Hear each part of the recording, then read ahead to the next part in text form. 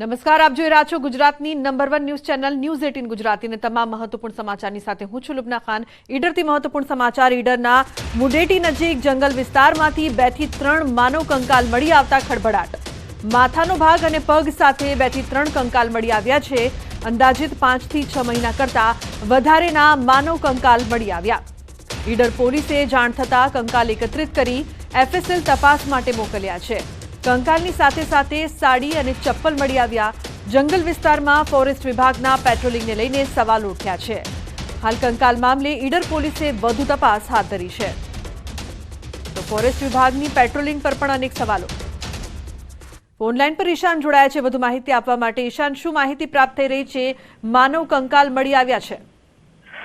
જી લોબા, ચોક્કસ કે ઈડર પાછળ જે મુડેટી ગામ છે જ્યાં અરવલ્લીની ગીરી કંદરાઓ આવેલી છે અને અરવલ્લીની ગીરી કંદરાઓમાં જે માનવ કંકાલ મળતા ખળભળાટ મચ્યો છે। ખાસ કરીને વાત કરવામાં આવે તો માથાનો ભાગ અને હાથ પગ એમ અલગ કંકાલના અલગ અલગ ટુકડા એટલે 5-6 જેટલા ટુકડાઓ મળી આવ્યા છે અને એની પાસે જ એક સાડી અને મહિલાના ચપ્પલ પણ મળી આવ્યા છે। એટલે કે સ્પષ્ટપણે માનવું એવું છે કે મહિલાનો કોઈ કંકાલ હોઈ શકે, પરંતુ હાલ તો જે કંકાલ છે કંકાલ તમામ એકત્ર કરી એફએસએલ ખાતે એફએસએલની ટીમ દ્વારા એફએસએલ માટે મોકલી આપવામાં આવે છે। તો આ ઉપરાંત ઈડર પોલીસે ત્યાં ઘટનાસ્થળે પહોંચી અને તપાસની દોર શરૂ કર્યો છે કે હકીકતમાં માનવ કંકાલ છે કોનું। તો આ ઉપરાંત લોકોનો સવાલ પણ એ પણ ઉઠી રહ્યા છે કે વન વિભાગની ટીમ દિવસ રાત પેટ્રોલિંગ કરતી હોય છે, તો પેટ્રોલિંગ દરમિયાન આ કંકાલ આટલા સમયથી પડી રહ્યું હતું, હજુ સુધી જાણ જોવા કેમ ન મળે, એ પણ એક મોટો સવાલ ઉભો થયો છે।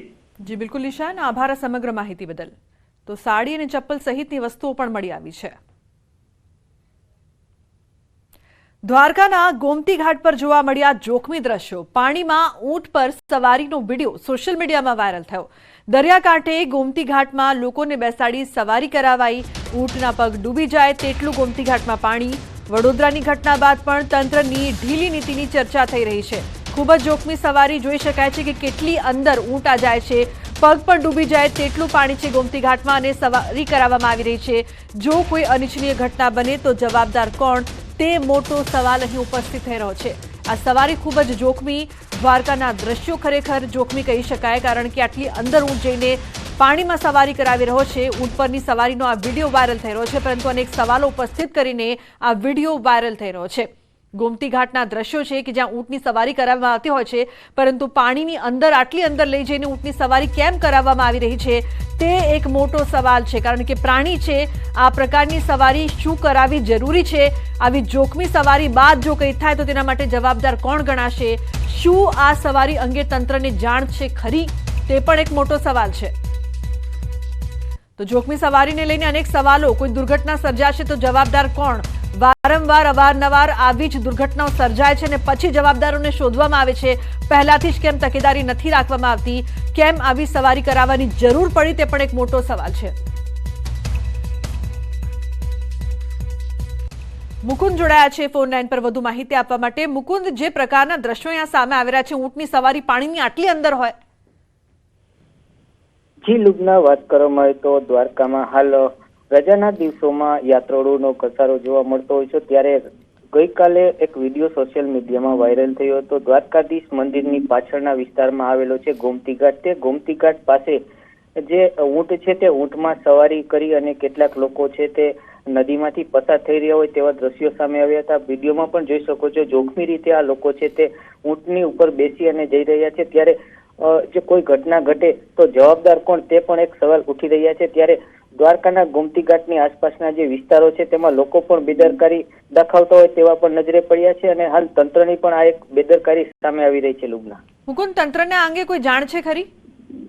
જી, વાત કરવામાં આવે તો તંત્ર દ્વારા પણ અનેક પગલા લેવાઈ રહ્યા છે, ત્યારે લોકો પણ બેદરકારી દાખવતા હોય તેવું નજરે પડી રહ્યું છે। હાલ દ્વારકા વહીવટી તંત્ર દ્વારા પણ કડક સૂચના આપવામાં આવી છે કે કોઈ પણ દરિયાઈ વિસ્તાર થોડો સમય પહેલા ઓખાથી બેટ દ્વારકા ચાલતી ફેરી બોટ સર્વિસમાં પણ કડક પગલા લેવામાં આવી રહ્યા હતા, ત્યારે ગોમતી ઘાટ કિનારે પણ હાલ કોઈ બંદોબસ્ત ન હોવાના કારણે લોકો જોખમી રીતે આવા ઊંટ સવારી કરીને પસાર થતા હોય છે, ત્યારે તંત્રને પણ આ બાબતે ધ્યાન દોરવું જરૂરી બન્યું છે।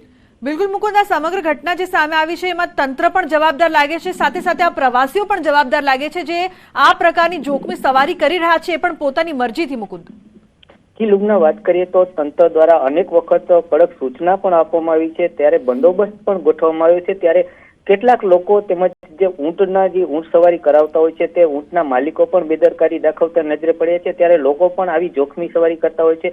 અનેક વખત તંત્ર દ્વારા કડક સૂચના આપવામાં આવી હોય, પરંતુ જે લોકો છે તે ગંભીર બેદરકારી દાખવતા હોય, જેને લઈ આ જોખમી એક ઊંટનો વિડીયો છે તે પ્રવાસીઓએ કેમેરામાં કેદ કરી અને વાયરલ કર્યો હતો. ત્યારબાદ તંત્ર દ્વારા પણ હાલ કડક કાર્યવાહી હાથ ધરવામાં આવી રહી છે. ગોમતી કિનારે તંત્ર દ્વારા બંદોબસ્ત પણ ગોઠવવામાં આવી રહ્યો છે. જી લુબના. જી બિલકુલ મુકુંદ, આભાર સમગ્ર માહિતી બદલ. તો વડોદરાવાળી ઘટના બાદ પણ શીખ નથી લઈ રહ્યા તંત્ર અને લોકો. જે પ્રકારના દ્રશ્યો અહીંયા સામે આવ્યા છે, જોખમી સવારી, ઊંટ પાણીમાં બેસી જાય તો સ્થિતિ કેવી બને?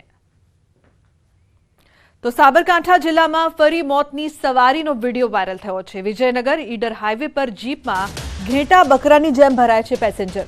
થોડા પૈસાની લાયમાં જીપ ચાલકો લોકોના જીવ સાથે રમત રમી રહ્યા છે.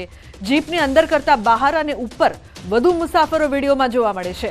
જાહેર રસ્તામાં મોતની સવારી બે રોકટોક ફરતી હોવા છતાં પોલીસના આંખ આડા કાન કરી રહ્યું છે. શું કોઈ મોટી જાનહાની બાદ જ તંત્ર જાગૃત થશે? પોલીસની કામગીરી સામે આંગળી ચીધાઈ છે. આવા વિડીયો અનેક વખત સામે આવ્યા છે, પરંતુ પોલીસ એકાદ બે દિવસ ડ્રાઈવ ચલાવે છે, બાદમાં જીપ ચાલકો ફરી પેસેન્જર ભરવાનું શરૂ કરી દે છે. જો કે લોકો પણ થોડા રૂપિયા માટે મોટું જોખમ ખેડી રહ્યા છે. તો બે દ્રશ્યો સામે આવી રહ્યા છે જોખમી સવારીઓના. એક તરફ દ્વારકાના દ્રશ્યો છે તો બીજી તરફ સાબરકાંઠાના દ્રશ્યો સામે આવ્યા છે. જીપની અંદર કરતા બહાર વધુ મુસાફરો જોવા મળ્યા, તો બીજી તરફ પાણીમાં જે ઊંટ છે તે એટલી અંદર જઈને સવારી કરાઈ રહ્યો છે. આ અનેક સવાલો તંત્ર સામે પણ ઉપસ્થિત થઈ રહ્યા છે. તો જોખમી સવારી, ઊંટ પર સવારી અને કાર પર સવારી, બે દ્રશ્યો અત્યારે આપ ટીવી સ્ક્રીન પર જોઈ રહ્યા છો. ઊંટ પર સવારીના દ્વારકાના દ્રશ્યો, તો સાબરકાંઠાના દ્રશ્યો છે કે જ્યાં જીપમાં ઉપર બેસીને લોકો સવારી કરી રહ્યા છે. લોકોને પણ પોતાની સેફટી જોવી જોઈએ. કોંગ્રેસમાં વધુ એક ભંગાણ. અમદાવાદ કોંગ્રેસ પાર્ટીમાં વધુ એક રાજીનામું. અમદાવાદ જિલ્લા કોંગ્રેસ પ્રમુખ બળવંતસિંહ ગઢવીનું રાજીનામું. પક્ષના તમામ હોદ્દાઓ પરથી રાજીનામું આપ્યું. આવતીકાલે ભાજપનો કેસરીઓ તેઓ ધારણ કરશે. તો જિલ્લા કોંગ્રેસ પ્રમુખનું રાજીનામું, મહત્વના સમાચાર. બળવંતસિંહ ગઢવીએ રાજીનામું આપ્યું છે. આવતીકાલે તે કેસરિયા કરશે તેવી પણ માહિતી. પક્ષના તમામ હોદ્દાઓ પરથી રાજીનામું આપ્યું છે. મહારાજા કૃષ્ણકુમાર ભાવનગર યુનિવર્સિટી વિવાદમાં. યુનિવર્સિટીમાંથી ભેદી રીતે અનેક ફાઇલ ગુમ થઈ. મોટાભાગની ફાઇલો પૂર્વ કુલપતિ ચાવડા વખતની હોવાનો ઉલ્લેખ. મહેકમ લીગલ વિભાગની જુદી જુદી ફાઇલો ગુમ થઈ છે. યુનિવર્સિટીના કુલસચિવ નીલમબાગ પોલીસમાં અરજી આપવામાં આવી છે.